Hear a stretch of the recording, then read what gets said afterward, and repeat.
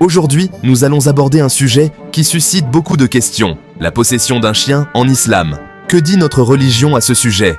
Quelles sont les règles à suivre? Restez avec nous pour en savoir plus. Dans l'islam, le chien est une créature de Dieu, comme toutes les autres. Cependant, il y a des règles spécifiques qui régissent en sa possession. Le prophète Mohammed, paix et bénédiction sur lui, a mentionné que les anges n'entrent pas dans une maison où il y a un chien. Hadith rapporté par Al-Bukhari. Cela ne signifie pas que le chien est impur en lui-même, mais que sa présence doit être régulée. Le prophète, paix et bénédiction sur lui, a permis l'utilisation de chiens pour certaines fonctions spécifiques,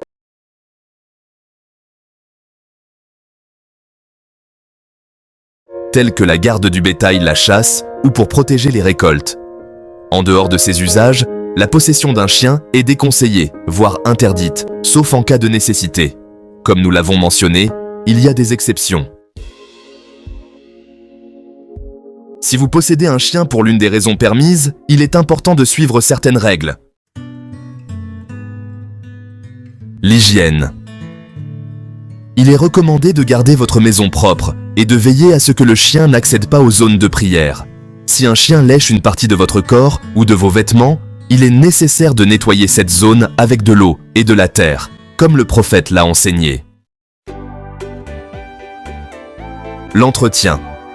Assurez-vous que le chien est bien soigné, nourri et qu'il ne cause pas de nuisance aux autres. L'islam nous enseigne la bienveillance envers toutes les créatures, y compris les animaux. Le respect des voisins. Si vous vivez dans une communauté, soyez attentifs aux besoins et aux sentiments de vos voisins. Assurez-vous que votre chien ne les dérange pas, par exemple en aboyant excessivement.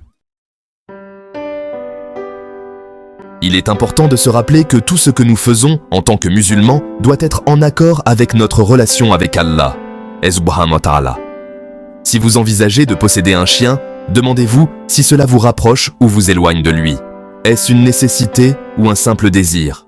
Et surtout, n'oublions pas que la miséricorde envers les créatures de Dieu est une grande vertu.